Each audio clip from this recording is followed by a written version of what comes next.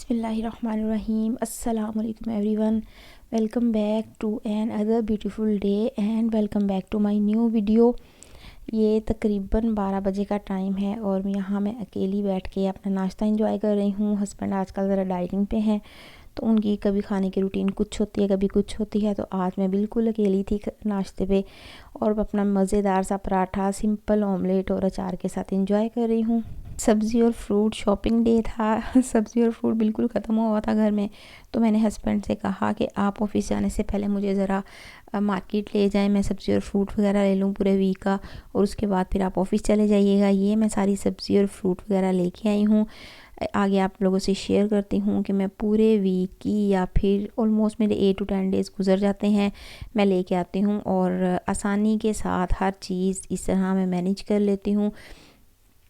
किस तरह मैं अपनी सब्जियां वगैरह समेटती हूँ और उनको कैसे मैनेज करती हूँ ताकि मेरा पूरा वीक आसानी से गुजर जाए, क्योंकि जो जॉबियंस होती हैं या छोटे बच्चों वाली माएँ होती हैं उन्हें थोड़ी सी प्लानिंग के साथ चलना पड़ता है।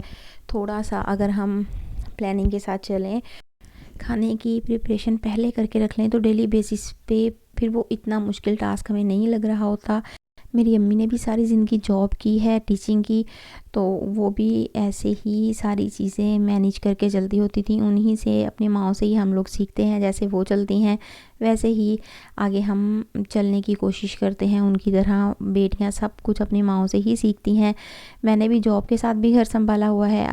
अब मैं जॉब नहीं करती, लेकिन अब भी मैं थोड़ी प्लानिंग के साथ और थोड़ी प्रिपरेशन के साथ ही चलती हूँ। मुझे ऐसे बेढंगे अंदाज से जीना बिल्कुल भी पसंद नहीं है। मुझे ऑर्गेनाइज्ड लाइफ बहुत ज़्यादा पसंद है और अपने आप को, जिसको कहते हैं कि अपने जिस्म को मुश्किल में डाल के भी मैं अपनी लाइफ ऑर्गेनाइज़ करने की कोशिश करती हूँ। यानी थकावट से बुरा हाल हो जाता है कई दफ़ा, और आजकल तो ज़्यादा काम कर लूँ तो शरात तक बहुत ज़्यादा बस हो जाती है। लेकिन जिसको कहते हैं ना कि वो इंसान अपनी कुछ आदतों से मजबूर होता है, तो मेरी भी कुछ आदतें ऐसी हैं कि मैं उनको उनके बगैर नहीं चल सकती। मैं बिखरे हुए घर में नहीं रह सकती, मैं अनऑर्गेनाइज घर में नहीं रह सकती। मैं बिल्कुल मेंटली स्ट्रेस में चली जाऊंगी अगर मेरा घर ऑर्गेनाइज नहीं होगा, मेरी चीज़ें ऑर्गेनाइज नहीं होंगी। तो इसलिए मैंने आज सोचा कि मैं आज अपनी बहनों से अपने वीकली मील प्लानिंग शेयर करती हूँ। में भी कहीं ना कहीं कोई आपको ये चीज़ फ़ायदा दे जाए और कुछ ना कुछ सीखने के मिल जाए, क्योंकि हम हर इंसान से हमें कुछ ना कुछ सीखने को ज़रूर मिलता है। बेशक वो छोटा हो या बड़ा हो, हम हर इंसान से कुछ ना कुछ किसी ना किसी हद तक सीख रहे होते हैं और यही पार्ट ऑफ लाइफ है। हमें सारा कुछ, हम किसी भी चीज़ में एक्सपर्ट नहीं होते, ना ही कभी हो सकते हैं। कभी किसी से कुछ चीज़ सीखने को मिल जाए और वो चीज़ हमें ज़िंदगी के किसी भी मौका पर हमें हेल्प दे जाए, तो हमें, मेरा ख्याल, सीखने में हिचकिचाना नहीं चाहिए, चाहे वो इंसान फिर आपसे एज में छोटा है या बड़ा है। हाँ, मैंने अपनी सारी टोकरियाँ सब्ज़ी वाली निकाल के रख ली थी। अब मैं सब्ज़ी और फ्रूट जो धो के रखने वाला है वो मैं धो के रखूँगी, क्योंकि ये वीक के अंदर अंदर यूज़ हो जाता है, तो धो के रखना ज़्यादा इजी होता है। जब मर्ज़ी निकालो और यूज़ कर लो। फ्रूट भी फ्रिज से जब भी निकाला, एप्पल नहीं कट करने का दिल किया, बंदा वैसे पकड़ के कहीं ना कहीं बैठ के खा लेता है कट किए बगैर भी, तो इसलिए वो ज़्यादा ईजी हो जाता है। मैं फ्रिज से सब्ज़ी वाले बॉक्सेस ही निकाल के लेके आई हूँ, क्योंकि इनमें थोड़ी बहुत डस्ट होती है जो कि सब्ज़ियों के साथ लगी होती है, तो इनके साथ भी लग जाती है। तो फिर हम इनको, जब भी वीक के बाद मैं नई सब्ज़ी लेके आऊँ, तो फिर मैं इनको पहले हल्का सा किसी भी साफ़ कपड़े से मैं साफ़ कर लेती हूँ, ताकि फिर वो जब हम एक दफ़ा इनको इग्नोर करना शुरू करें तो फिर बहुत ज़्यादा हार्ड हो जाता है जब हम डीप क्लीनिंग करते हैं। अगर हम इसको वीकली बेसिस पे भी फ्रिज को हल्का हल्का सा साफ़ करते रहें तो फिर डीप क्लीनिंग इतनी मुश्किल नहीं रहती। डीप क्लीनिंग भी बहुत इजीली हो जाती है और इतनी टाइम टेकिंग भी नहीं होती फिर। तो इस तरह मैं अपने सब्ज़ी वाले बॉक्सेस भी अरेंज कर लेती हूँ। अब ये मटर वगैरह अगर तो मेरे पास टाइम हो तो मैं उसी दिन निकाल के रख लेती हूँ, अगर ना टाइम हो मेरे पास तो फिर मैं इसको रख लेती हूँ और जिस दिन पकाने हो उस दिन पका लेती हूँ। लेकिन एक दफ़ा चीज़ ऑर्गेनाइज़ ज़रूर करके रखती हूँ, टोकरियों में डाल के रख ली। और अब मैं जो किचन में पड़ी होती है सब्ज़ी वाली टोकरी, उसको भी मैं साफ़ करी, उसमें भी हल्की हल्की सी डस्ट आ जाती है एक वीक में, सब्जियों के साथ। तो फिर इसको भी मैं हल्के से गीले कपड़े के साथ अच्छे से पहले साफ़ कर लेती हूँ डस्ट वगैरह, और फिर इसमें सब्जियां रख देती हूँ। इस तरह ये वाली टोकरी भी 1 वीक आसानी से निकाल जाती है। और वीक के बाद जब इसकी में हल्की हल्की सी डस्ट मुझे नज़र आना स्टार्ट होती है तो वो भी मैं साफ़ कर लेती हूँ फिर। और फिर इसमें मैं नई सब्ज़ी रखती हूँ ताकि सब्ज़ी पड़ी हुई भी अच्छी लगे और टोकरी भी गंदी गंदी सी ना लगे।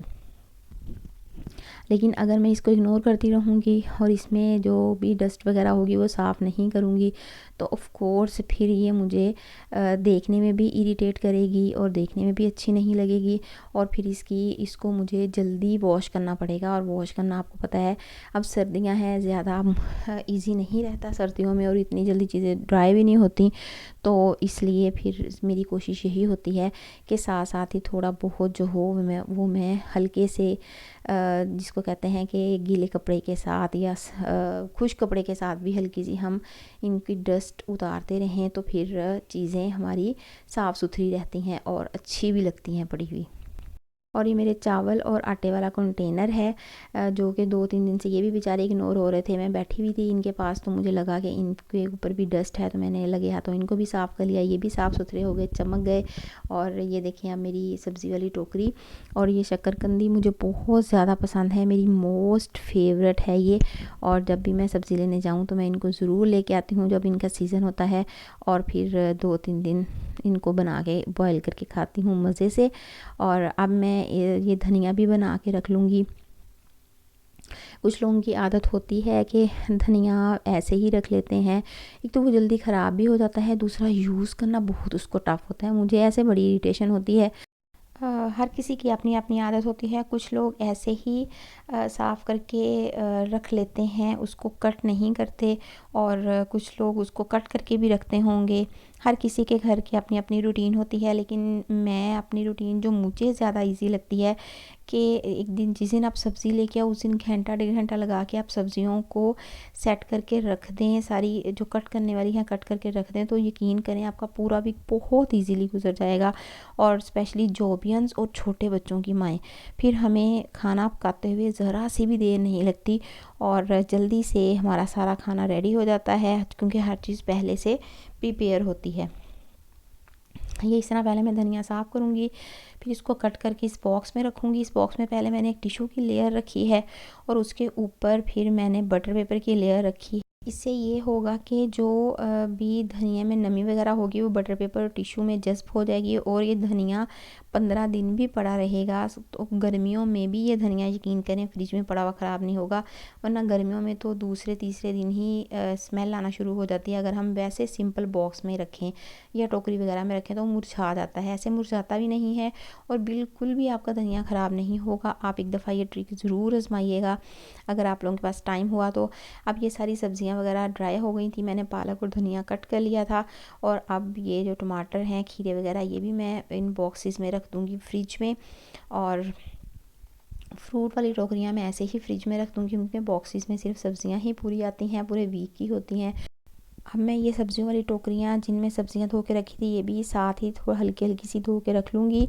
अगर मुझे लगे कि इनमें कुछ स्टेन्स वगैरह हैं तो मैं इनको साबुन से धो लेती हूँ, अदरवाइज़ ऐसे ही पानी हल्का सा मार के रख देती हूँ तो वो बिल्कुल साफ़ हो जाती हैं। अब आ गई पालक धोने की बारी। पालक इस तरह पानी में खुले पानी में मीन्स हम उसको डाल के इस तरह 2 दफ़ा मैं प्रोसीजर करती हूँ उसको, फिर आहिस्ता आहिस्ता इस टोकरी में निकाल लेती हूँ। और जो नीचे इसमें गर्द वगैरह होती है, मिट्टी वगैरह, वो भी नीचे बैठ जाती है, और जो थोड़े बहुत मुरझाए हुए पत्ते होते हैं वो भी नीचे रह जाते हैं। पानी गिरा के दोबारा इसको न्यू पानी में इसी तरह इसमें ऐड करके और फिर 2 दफ़ा या 3 दफ़ा पालक वो होता है हिसाब के, कभी हमें लग रहा होता है कि ज़्यादा इसमें डस्ट वगैरह है तो फिर वो मैं 3 दफ़ा भी कर लेती हूँ। आज मुझे पालक साफ़ ही लग रही थी, इतनी ज़्यादा गंदी नहीं लग रही थी, तो फिर आज मैंने 2 दफ़ा ही इसको वॉश किया और उसके बाद फिर मैंने इसको बॉयल होने के लिए रख दिया। और उतनी देर में असर की अज़ानें हो रही थी। सर्दियों में तो अज़ानें भी साथ साथ ही ज़ोहर, असर और मगरिब की हो जाती हैं, और काम करते करते हमें नमाज को भी टाइम देना चाहिए। और अल्लाह हमें तौफीक दे सबको अपने आगे झुकने की, नमाज़ पढ़ने की, थोड़ा बहुत अपने रब के लिए टाइम निकालने की। यहाँ मैं पालक बॉयल होने के लिए रख के फिर मैं असर की नमाज़ पढ़ने के लिए चली गई। और उसके बाद उतनी देर में पालक बॉयल हो गई। और फिर उसके बाद मैं आई असर की नमाज़ पढ़ के, और ये जो सब्ज़ मिर्चें हैं और मटर वगैरह ये भी बाहर अभी पड़े हुए थे, ये भी मैं फ्रिज में रख दूँगी। और अदरक मैं थोड़ा सा इसको रखूँगी, क्योंकि कई सब्ज़ियों में या फिर कई डिशेस में फ़्रेश ही लहसुन अदरक का पेस्ट अच्छा लगता है, तो वो फिर फ्रेश ही मैं यूज़ करती हूँ। यहाँ पे पालक बॉयल हो चुकी थी, इसको अब मैं किसी टोकरी में निकाल लूँगी और फिर इसको ठंडे पानी से अच्छे तरीके से धो के, जैसे हम मैकरोनीज़ होते हैं ना ठंडे पानी से, इस तरह अच्छे तरीके से धो के मैं रख दूँगी। तो ये इसका कलर बिल्कुल भी ख़राब नहीं होगा, ब्लैक ब्लैक नहीं होगा, ये बिल्कुल फ्रेश ग्रीन कलर रहेगा इसका। और कल पालक बनाने की बारी है, तो इसको मैं अब जब इसका पानी अच्छे तरीके से शाम तक ड्राई हो जाएगा, तो फिर इसको उठा के मैं फ्रिज में ऐसे ही टोकरी रख लूँगी और कल फिर मैं इसको जल्दी से यूज़ कर लूँगी। मेरे लिए कल सब्ज़ी बनाना बहुत आसान हो जाएगा। और आज मैंने बनाना था चिकन गोभी लास्ट वीक जो मैं लेके आई थी वो पड़ी हुई थी, तो मैंने कहा आज सबसे पहले उसको ख़त्म करूँ, फिर कल से न्यू सब्ज़ियाँ स्टार्ट करूँगी। तो आज फिर मैं बना रही थी चिकन गोभी, और साथ में मैंने अदरक लहसुन का पेस्ट मेरा ख़त्म हो गया था, वो भी बना के रखना था। इस तरह मैं अदरक लहसुन का पेस्ट बना के रख लूँ तो मेरे लिए बहुत ईजी हो जाता है। 15-20 दिन मेरे बहुत अच्छे से और आसानी से गुजर जाते हैं। अगर तो आपके पास कोई हेल्पर्स हैं तो आप लहसुन उनसे छिलवा के इस तरह पेस्ट बना के रख लें, तो आपके लिए बहुत इजी हो जाएगा। घर में आपकी अम्मी हैं या सास हैं, फिर वो ये काम कर देती होती हैं। जैसे पहले मैं अपनी सास के साथ रहती थी तो ऐसे सारे काम वो कर देती होती थी, धनिया बना देना, पालक वगैरह बना देनी और लहसुन वगैरह छील देना। लेकिन अब मैं अकेली हूँ तो सारे काम मुझे खुद ही करने पड़ते हैं।